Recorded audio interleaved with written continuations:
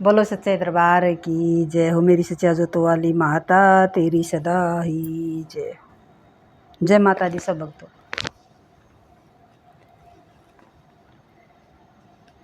दुर्गा सप्तशती में आगे है, महर्षि मेधा के पास राजा सूरत और वेश्य बैठे हैं और महर्षि मेधा देवी सप्तशती पाठ सुना रहे हैं। और राजा सूरत और वेश्य को देवी ने वरदान दिया है दोनों को। तो ये कथा इसमें महर्षि मेधा ने कहा कि हे राजन, इस प्रकार देवी के उत्तम महात्म्य का वर्णन मैंने तुमको सुनाया है।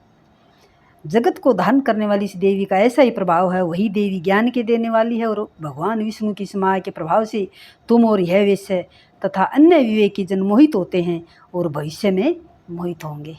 हे राजन, तुम इसी परमेश्वरी की शरण में जाओ। यही भगवती आराधना करने पर मनुष्य को भोग, स्वर्ग तथा मोक्ष प्रदान करती है।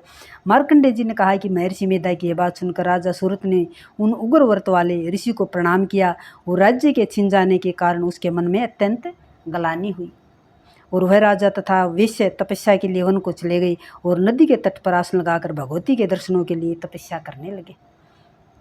दोनों नदी के तट पर देवी की मूर्ति बनाई और पुष्प, धूप, दीप तथा हवन द्वारा उसका पूजन करने लगे। पहले उन्होंने आहार को कम कर दिया, फिर बिल्कुल निराहार रहकर भगवती में मन लगाकर एकाग्रता पूर्वक उसकी आराधना करने लगे। वह दोनों अपने शरीर के रक्त से देवी को बलि देते हुए 3 वर्ष तक लगातार भगवती की आराधना करते रहे।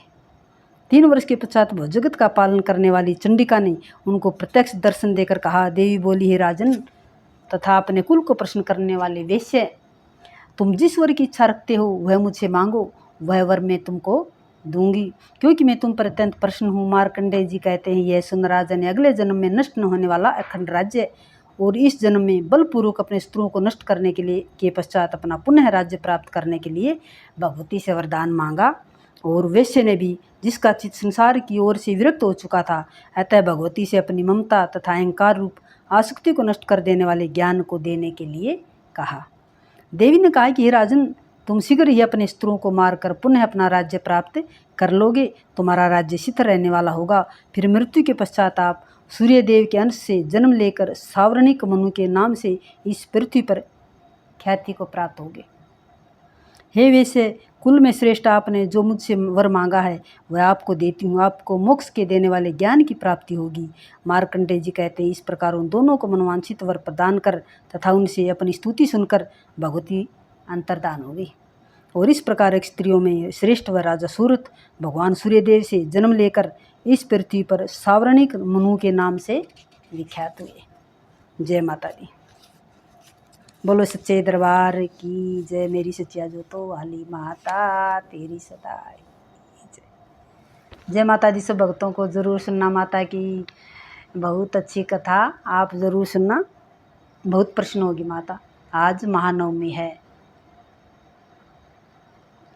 जय माता दी।